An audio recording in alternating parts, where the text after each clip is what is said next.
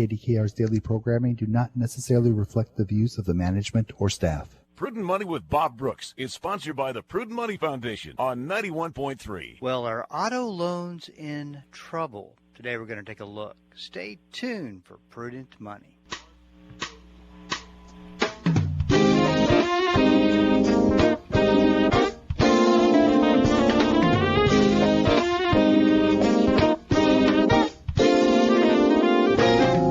Good afternoon and welcome to the Prudent Money Radio Show. I'm your host, Bob Brooks. Thank you so much for joining me today. You know I do appreciate it. Well, typically on Fridays we have the special Car Corner edition. And, Tony Joe couldn't be here today. In fact, he's missed the last couple weeks. Everything's okay. No problems, but just wanted to make sure that we weren't playing reruns every week. And so I thought, I'll take some time and do a program today and talk to you a little about some things that are car related from the financial end, and then just some thoughts on some of the interviews and some of the things we talked about this week. One of the things we like to look at is indicators to see how the consumer is doing. And here's a perfect indicator, and I talked about this a couple of days ago with Chuck Bentley, is that if you look at, or if you follow financial media, it seems as if no one is having any financial problems. You look at retail sales numbers are out. They're pretty strong. You wouldn't think they would be as strong, but they're pretty strong. And you look at other indicators and not really showing anything worrisome. Remember, the consumer makes up 2/3 of economic growth. So when you start to see the consumer having trouble, the consumer being weighed down and making decisions they normally wouldn't make, that's a sign that we could actually be heading into a recession. Now, that's a whole other subject. I think we've already been in one and probably still are in one, but, the problem is we have to depend on government indicators, and, we know how those can be. So an indicator in my mind is what Target said this last week. They came out, reported their earnings numbers, and everybody was wanting to see some good numbers, and they had some horrible losses that were not expected, which indicate, hey, the consumer is not in as good a shape as you think. I think that Target really does convey a message about the consumer, whatever they are showing in their financials and their earnings. We also look at things like credit cards, which balances have been going up. And, one of the things I've always said about credit cards today is that the expenses, the interest rates, maybe a better way to say it, the interest rates on a credit card are so high that nobody is out. I don't believe the majority of people using credit cards are out using it for elective buys. For instance, I think I'm going to go buy a brand new TV to hang on my wall. I don't think that people are doing that at 20 and 22% interest rates. More like, I think that they're loading up groceries. They're things that they normally wouldn't put on the credit card or normally would put on the debit card or would pay off. But inflation is really, really been tough, as you know. So one of the other ones we look at is auto loans, and that can offer a clue as well. TransUnion, and I love to get reports from TransUnion, Equifax, Experian. Those are the three major credit rating companies. Because think of what they have at their fingertips. They've got consumer files on everybody, just about everybody. Or said another way, they've got enough consumer files that they could make some determinations as to what's going on with the consumer. Well, TransUnion, which tracks more than 81 million auto loans in the U.S., said Tuesday the percentage of loans that are at least 60 days delinquent hit 1.65% in the third quarter, the highest rate for 60-day delinquencies in more than a decade. Obviously, 1.65% is not that many, but I think that what we're looking for is an unusual trend that's starting. And I think where you'll see that start, where the biggest impact is being felt, is among subprime borrowers. Now, this is the classification of borrowers that have lower credit cards, often have lower income, and if things go south for them financially, things go south pretty quick. And now, one of the things about a car loan is that if you get your car repossessed, if you're delinquent on your auto note, then you have no way to get to work, I guess, unless you Uber. So that's one thing that people tend to hang on to even beyond their house, is a way to get to and from work. Now, having said that, that's kind of been an old statistic that's been talked about. I wonder, I was joking around about Uber, but I wonder how much Uber has changed. I mean, if you think about if you're making an auto payment of $400 or $500 a month, and you get that car taken away from you, and then you stop making the payments on the car note, then you have, let's say, $400, $500 of a payment, and you have insurance costs and all these costs that you could divert maybe half of that towards Uber to get you to and from work. I guess it also depends on where you live. Interesting. I never really have seen a study on that or anything, but in September, we're going to talk a little bit about this later on in the program. The average transaction price for a new vehicle was $47,138, which is up almost $2,600 compared with the year earlier period. Now that number has come down quite a bit, I will say. The average price paid for a used vehicle was $30,566, a jump of almost $2,500 from September 2021. Once again, that number has come down. But the rise in delinquencies also follows the end of these loan accommodation programs set up during the pandemic. These programs were designed to help consumers who may have lost their job to avoid having a car repossessed because they couldn't make the monthly payments.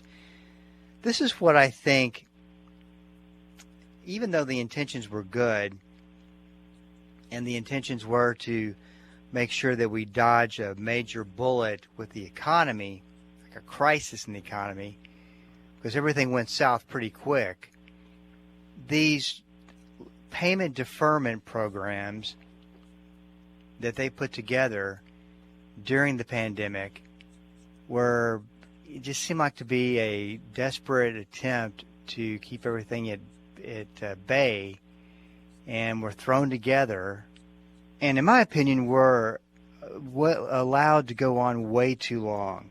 I think the best example of this is student loan debt and student loan payments that were deferred. I think it started in March of 2020. Yeah, 2020. And by the time, and they're still being deferred. People haven't had to make student loan payments. So you get to the end of this program, which is the end of this year, unless I can't imagine them extending it one more time. And people have forgotten about making those payments. They have competing. They have salary coming in, and the income that comes in each month is competing with inflation, and it's gone. And I'm sure that $200 or $300 or $400 a month that they were paying in student loan debt is going to pay for something else of necessity. So I think that it's kind of one of these things that's enabled people. And it's been a situation where I think we're going to see some pretty tough statistics come out about student loan debt. And the problem with student loan debt is, unlike credit card debt or anything else, I mean, if you stop making a payment, you're in debt with the government. And I got to tell you, that's not an easy thing to get out of or to deal with. But the same thing is going along with these loan accommodation programs where people are having to go back and probably pay even a higher rate for their cars than maybe, or probably about the same, I guess, as the student loan debt. And I'm sure you've got consumers trying to find the money to pay to start making these payments again. TransUnion said approximately 200,000 auto loans that previously took advantage of the pandemic era accommodation are now listed as 60 days delinquent. About 100,000 accounts that are more than 60 days delinquent remain in accommodation programs. Now, at the grand scheme of things, 100,000, 200,000, these types of numbers are not that great of that big of a number percentage-wise. But once again, we're looking for a trend. I haven't looked up in a while, what the interest rates are right now from probably what I think is the best source of interest rates. I'm not here to advertise anything, but a credit union that I follow. And their 60-month on a new car loan is 5.54%. I personally thought it would be much more than that. On a used car, it's 6.64%. That's kind of more in line with what I thought they would start with on a new car, but it's about 1% lower than that. I do believe, that's probably about where mortgage rates are right now too. I mean, that's such a moving target anymore as to what it costs to take out a mortgage. Hey, this is Bob Brooks. Stick around. We are up against a break. We'll be right back. The Word for Today is excited to announce the new official online home for the ministry of Pastor Chuck Smith and K. Smith, pastorchuck.org. At pastorchuck.org, you'll have instant access to thousands of hours of verse-by-verse teaching by Pastor Chuck Smith from Genesis through Revelation, and full access to special messages on subjects such as prophecy and much, much more.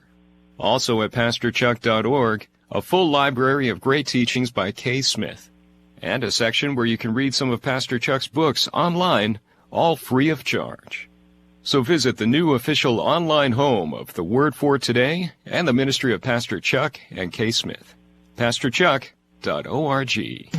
If there's a bright side to the pandemic, it's that it brought out people's altruistic sides.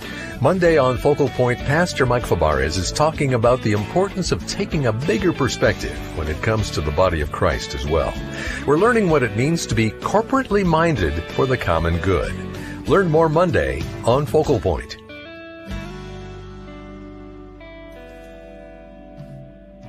.8:30 a.m. on Bible School Radio 91.3. Dr. Charles Stanley.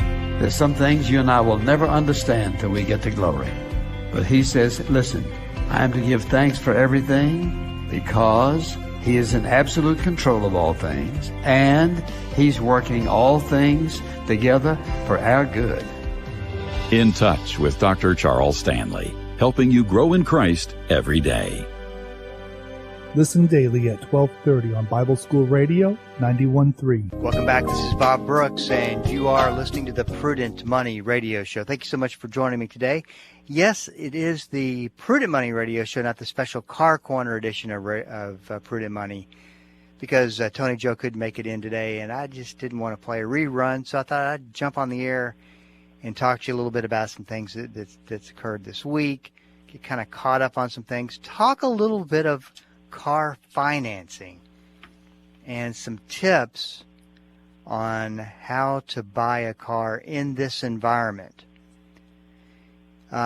Pricing seems to be a little bit better, some of the statistics, and I think that, you got to pay attention to the statistics and whether you think you can afford a car or not.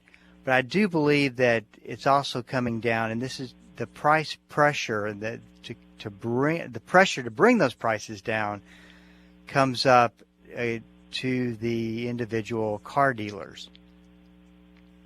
I mean, they've got to sell cars.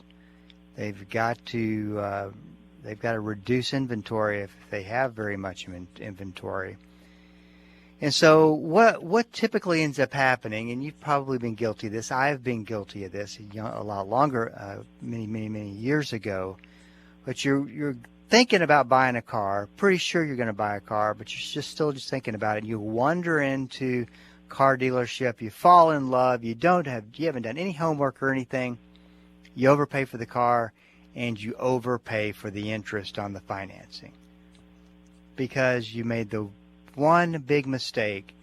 You walked into an emotional buying process without being prepared.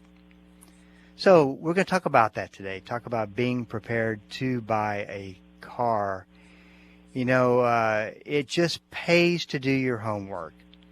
And one of the easiest things you can do, let's say that you're going to buy a Honda Accord, pretty practical car. They sell lots of those cars. And you're going to buy a 2020 model with certain features and benefits, that kind of thing. You know what this is. So you go on autotrader.com. It's one of many car places you can shop for a car online, autotrader.com, and you start putting in your filters of I want to search for a car that's 2020 Honda that has less than this number of miles, that's in this price range, and then you can send it through the system, and they'll come out with all the cars, you've probably done this before, that fits the criteria that you are looking for. It's from there that you can get, okay, similar car, the lowest price is this, and the highest price is this. So that gives you a range of prices.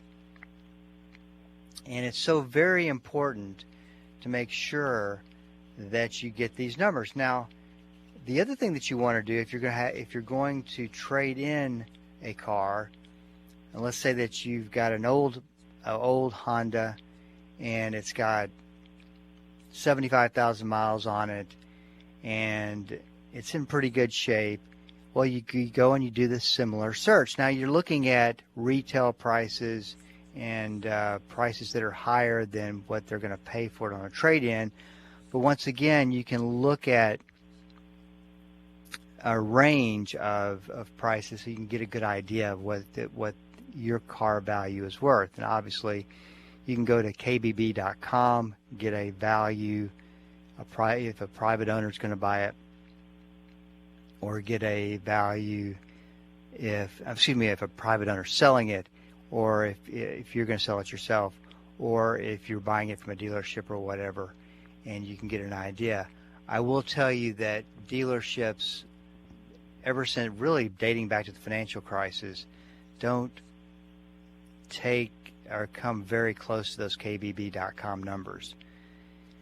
So, but that gives you an idea. Definitely gives you an idea of what's reasonable.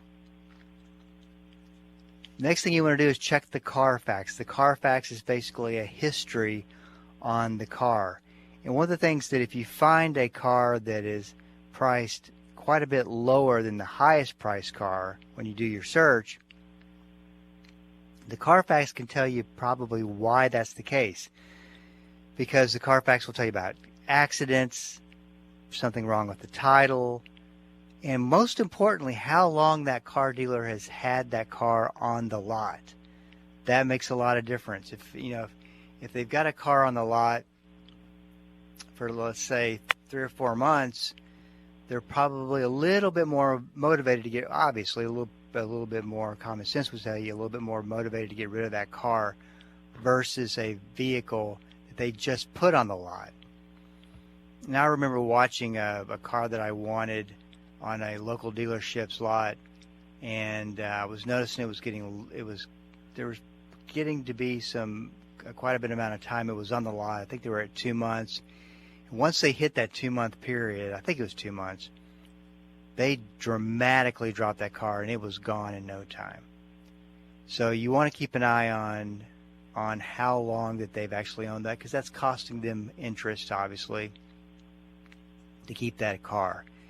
The other thing is, don't let a fender bender scare you off. Tony Joe talks about this from the standpoint of there are parts in a car that, someone hits you from the back end, rips up the bumper. They're throwaway parts. They can be replaced as long as the paint job is good. You're going to take the depreciation. Whoever's selling that car, they bought it at a depreciated price because they know they're going to have to sell it at a depreciated price because someone's going to look on the Carfax and go, it's been in a wreck. And there's a difference between a wreck and a fender bender. So you want to start to figure out what is the type of accident it's been in, the kind of damage that it's been in. I mean, obviously you're looking for things like if you don't want a car that had major repair unless you're getting paid for it. And you certainly don't want a car that had a bent frame or anything like that. So, but you don't want to let that scare you off. And you also don't want to let high mileage, because you can get a decently priced car with high mileage on it. High mileage is not a bad thing, especially if it's in a short-term period, as long as you can see some maintenance records that say, hey, we've taken impeccable care of this car. And Tony Joe always says that, he's seeing cars with 400,000 miles on it and cars lasting for a very, very long time. The next tip is to always get your financing set first before you go car shopping, before you go in the dealership. This is part of your get organization process. So go to your local credit union. It seems like credit unions are better than banks, and get pre-approved and make sure that you understand exactly how the process works with the lender. And I've known the credit union that I do business with will literally send a check that day after the pre-approvals happen. I love that. They're very on the spot getting things done. So get your financing set first. That way you can go in and they say, well, we can finance this for 8%. Well, I've got 6% with the credit union. And then all of a sudden, sometimes they can match that. Or they'll say, well, we don't do business with that credit union, which I've had that happen too. And the easiest way around that is, and you need to make sure you can do this, but you can go ahead and finance it. Just make sure that you understand the pros and cons, any fees or anything like that. But you can finance the car with the dealership, then turn back around and pay it off with the credit union or whomever the bank that you're using. There's ways around that, but that way you're not at. I always remember the story about a friend of mine who just bought a brand new BMW, and he told me what interest rate he was paying for, and at the time it was like 6%. And I said, why are you paying 6%? I know your credit. You got great credit, great job, great income. Well, they told me that was the rate for good credit when it was actually like 3.5. So he went and refinanced that, and it worked out for him. But get your financing set first. The next thing is negotiate first. I like this idea because if you look online, and this is the beautiful thing about the internet, is that you can go car shopping online, and you can determine what you want and what particular cars you might be interested in. You don't have to go into your local dealership first. I like to call by phone, email, or text, and you can always back out, but you can start to negotiate a price. If, hey, if the car is this, if the car is that, it's just like you say it is. I got a trade-in. This is how many miles it has on it. Well, we're doing this sight unseen, but if it's everything that you say it is, then this is the price for the trade-in. This is the price for the car. And the beautiful thing about that is you can talk to a number of dealerships, which I would definitely do because of the way pricing has been, and you can get an idea. Multiple dealers is a great way to go. But to always remember to keep the car separate from the trade-in, because that's two different values. From the financing, that's another value. And from the payment, that's another big value. A lot of times, they will come out and they'll say, we valued your trade-in, and with the car, we could do this for a payment of X amount of dollars for 60 months. You need to know those numbers, and you need to know that everybody's getting a good deal. Finally, be willing to continue looking, and don't be in an emotional hurry to purchase a car. I think that's the biggest mistake that people do make, and it makes sense because it is an emotional decision, and a lot of times cars are bought without being prepared and being organized, which you will be from here on out, because I just told you some tips, and you can use those. Once again, Tony Joe normally with me on a Friday, but couldn't make it in today. Thus, I want to talk to you myself and get on air, and at least we talk some car-related tips. Hey, listen, if you ever miss a program, you can go and check out the podcasting at the website or wherever you like to listen to your podcasts. Well, if you got a question for me, please go to the website at prudentmoney.com and send it in, because we are all out of time until we do meet again next time. Keep the faith and have a great rest of the day. That's all the time we have for today. Questions or comments for Bob, or to find out more great information like what you've just heard, visit www.prudentmoney.com. Be sure to join Bob Brooks again for the next edition of Prudent Money.